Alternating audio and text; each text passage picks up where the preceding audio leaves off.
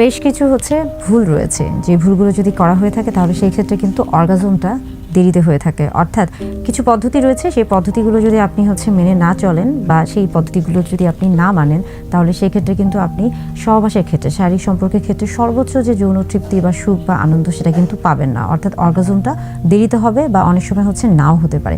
সেই ক্ষেত্রে এই ভুলগুলো করা থেকে নিজেকে বিরত রাখতে হবে।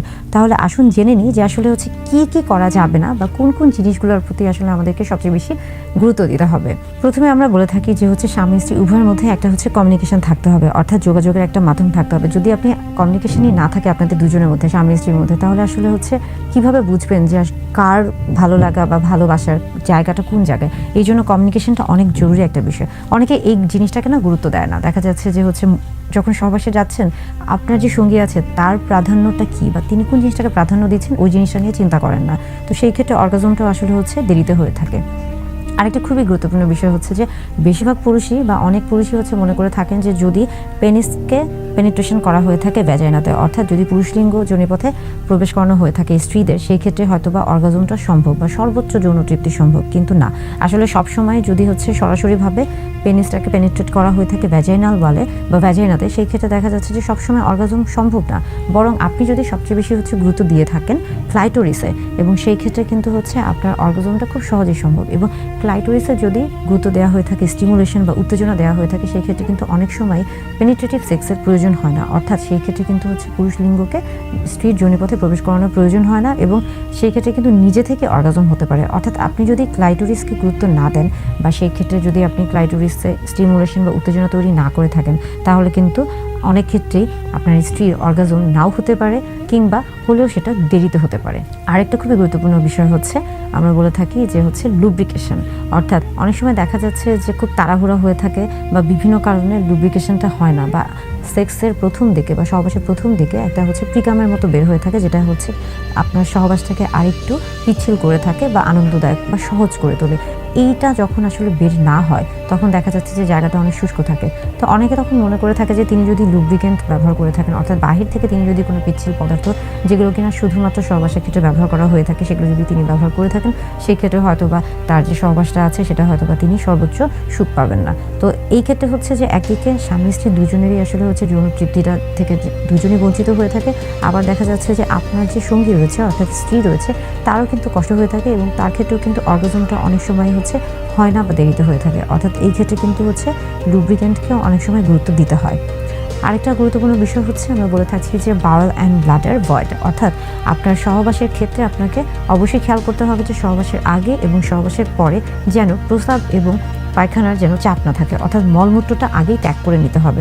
যদি মনে করে থাকেন যে কিছুক্ষণের মধ্যেই হয়তোবা মলমূত্রের একটা চাপ আসতে পারে, সেই ক্ষেত্রে অবশ্যই আগে সেটাকে পরিষ্কার করে আসতে হবে, খালি করে আসতে হবে, তারপরে সহবাসে লিপ্ত হতে হবে। কেননা পেলভিক যে ক্যাভিটি রয়েছে, আমরা বলে থাকি যে শ্রোণীচকের যে পেলভিক অর্গান বা এই যে আমাদের যৌনাঙ্গর যে অঙ্গ প্রত্যঙ্গগুলো রয়েছে, এগুলো কিন্তু খুবই পাতলা একটা স্তরে স্তরে সাজানো থাকে, বিন্যাস করা থাকে, এবং যখন একটা জিনিসের চাপ পড়ে তখন কিন্তু প্রত্যেকটা জিনিসে চাপ পড়ছে।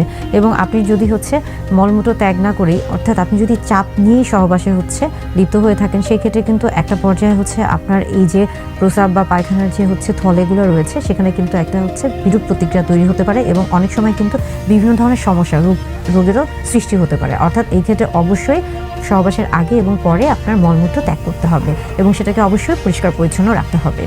আরেকটি গুরুত্বপূর্ণ বিষয় আমরা বলে থাকি যে আপনি যদি এই বিষয়গুলোকে গুরুত্ব না দিয়ে থাকেন, সেই ক্ষেত্রে কিন্তু অর্গাজমটা দেরিতে হয়ে থাকে, এবং সেটা মূলত অনেকে মনে করে থাকেন যে মাস্টারবেড বা হস্তমৈথুনটা শুধুমাত্র হয়তোবা একা একা করতে হয়। কিন্তু অনেক সময় কিন্তু আপনি চাইলে সহবাসের সময়, অর্থাৎ স্বামী স্ত্রী যখন একসাথে আছেন, তখন কিন্তু চাইলে একজন আরেকজনের ক্ষেত্রে এই মাস্টারবেশনে সাহায্য করতে পারেন। সেটা কিন্তু খুব একটা যে খারাপ কিছু সেটাও না, বরং যে এটা আপনাদের দুজনের যৌন তৃপ্তি বা আনন্দটাকে আরও বেশি ত্বরান্বিত করবে বা একটা সহায়ক ভূমিকা হিসেবে পালন করে থাকবে। আর সর্বোপরি বা সবচেয়ে গুরুত্বপূর্ণ যে বিষয়টা যে সহবাসের সময় যদি আপনি আপনার যে সঙ্গী রয়েছে, স্বামী অথবা স্ত্রী, তাকে যদি আপনি অন্যভাবে চিন্তা করে থাকেন, অন্যভাবে বলতে আমরা সবসময় বুঝাই যে আমরা বিভিন্ন ধরনের আসলে হচ্ছে সোশ্যাল মিডিয়া থেকে হোক বা যে কোনো জায়গা থেকে আমরা বিভিন্ন ধরনের মুভি দেখছি, নাটক দেখছি, বা হচ্ছে নায়ক নায়িকাদের সাথে অনেক সময় হচ্ছে আমরা আমাদের স্বামী বা স্ত্রীকে হচ্ছে মিলে ফেলি এবং তখন চিন্তা করতে থাকি, যদিও সহবাসের ক্ষেত্রে আপনি আপনার স্বামী বা স্ত্রীর সাথে হচ্ছে আছেন, কিন্তু আপনার মাথায় তখন অন্য একজন ভর করছে বা অন্য একজনকে নিয়ে চিন্তা করছেন, কল্পনা করছেন। সেই ক্ষেত্রেও কিন্তু আপনি হচ্ছে সহজে সেই সহবাসটাকে উপভোগ করতে পারবেন না, এবং আপনার স্ত্রীর ক্ষেত্রেও কিন্তু সেই ক্ষেত্রে বা আপনার স্বামীর ক্ষেত্রেও কিন্তু সেই ক্ষেত্রে অর্গাজমটা দেরিতে হয়ে থাকবে। অর্থাৎ এই বিষয়গুলোকে যদি প্রাধান্য না দেওয়া হয়ে থাকে, সেই ক্ষেত্রে কিন্তু অর্গাজম লাভটা দেরিতে হয়ে থাকে। তাই এই প্রত্যেকটা জিনিসকে প্রাধান্য দেওয়া উচিত এবং স্বামী স্ত্রী উভয়েরই একটা সুস্থ সুন্দর বা একটা সুন্দর স্বাভাবিক যৌন জীবনের জন্য এই প্রত্যেকটা বিষয়কে গুরুত্ব সহকারে দেখা উচিত। সহবাসের ক্ষেত্রে মূলত হচ্ছে স্ত্রীদের ক্ষেত্রে বা নারী পুরুষ স্বামী স্ত্রী উভয়ের ক্ষেত্রে আসলে বেশ কিছু হচ্ছে সেক্স পজিশন রয়েছে। তবে কোন সেক্স পজিশনে আসলে একজন স্ত্রী বা একজন নারী সবচেয়ে বেশি হচ্ছে যৌন তৃপ্তি লাভ করে থাকে বা অর্গাজম লাভ করে থাকে, এটা নিয়ে অনেকে প্রশ্ন করে থাকেন। 1978 সালে একটি গবেষণা হয়েছিল এবং সেখানে দেখা গেছে যে সবচেয়ে বেশি ব্যবহৃত যে পদ্ধতিটি রয়েছে বা সেক্স পজিশন রয়েছে সেটি হচ্ছে মূলত মিশনারি পজিশন, অর্থাৎ সেখানে হচ্ছে উইমেন অন টপ, অর্থাৎ পুরুষ হচ্ছে উপরে অবস্থান করে থাকে এবং নারী বা স্ত্রী হচ্ছে নিচে অবস্থান করে থাকেন। এটা একটা পদ্ধতি। তবে পরবর্তীতে আরও বেশ কিছু গবেষণা চালানো হয়েছে এবং আস্তে আস্তে দেখা গেছে যে এটা পরবর্তী কয়েক বছর পরে এটা কিন্তু পরিবর্তন হয়ে থাকে এবং এর অবস্থায় বা এর সাথে কিন্তু আরও বেশ কিছু হচ্ছে পজিশন আস্তে আস্তে স্থান নিয়ে থাকে। অর্থাৎ মিশনারি পজিশনটা হচ্ছে সবচেয়ে বেশি ব্যবহৃত এবং সবচেয়ে পুরাতন যে পদ্ধতি সেটাই। তবে এর পাশাপাশি আরও অনেকগুলো পদ্ধতি রয়েছে যে পদ্ধতিগুলো আসলে হচ্ছে বর্তমানে সবার কাছে জনপ্রিয় হয়ে উঠেছে। নারী পুরুষ উভয়ের বিভিন্ন ধরনের সেক্সুয়াল অ্যাক্টিভিটিস বা সেক্সুয়াল যে সমস্যাগুলো রয়েছে সেগুলো নিয়ে আমি মূলত কথা বলে থাকি এবং চেষ্টা করি বিশেষ করে যৌন স্বাস্থ্য যে বিষয়গুলো রয়েছে বা যৌন স্বাস্থ্যের সাথে সম্পর্কিত নিরাপদ যে যৌন শিক্ষাগুলো রয়েছে সেগুলো নিয়ে কথা বলা। অনেকেই আমার কাছে জানতে চান বা অনেকে প্রশ্ন করে থাকেন যে আসলে হচ্ছে পুরুষদের ক্ষেত্রে বা স্বামীদের ক্ষেত্রে দেখা যায় যে মর্নিং ইরেকশন হওয়াটা খুবই স্বাভাবিক হয়ে থাকে, কিন্তু নারী বা স্ত্রীর ক্ষেত্রেও কি মর্নিং ইরেকশন হওয়া সম্ভব বা এটা কি আসলে স্বাভাবিক নাকি অস্বাভাবিক বিষয়? এই জিনিস নিয়ে অনেকেই হচ্ছে বা এই বিষয় নিয়ে আমার কাছে অনেকেই জানতে চেয়েছেন এবং প্রশ্ন করেছেন। সেই বিষয় নিয়ে মূলত আজকে কথা বলবো।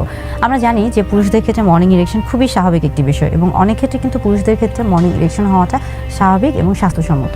বরং যদি মর্নিং ইরেকশন পুরুষদের ক্ষেত্রে অনেক সময় না হয়ে থাকে তখনই কিন্তু এটা একটা দুশ্চিন্তার বিষয়। তেমনি একইভাবে যেমনি হচ্ছে যেমন দেখা যাচ্ছে যে পুরুষদের ক্ষেত্রে মর্নিং ইরেকশন অনেক ক্ষেত্রে স্বাভাবিক, তেমনি স্ত্রীদের ক্ষেত্রেও বা নারীদের ক্ষেত্রেও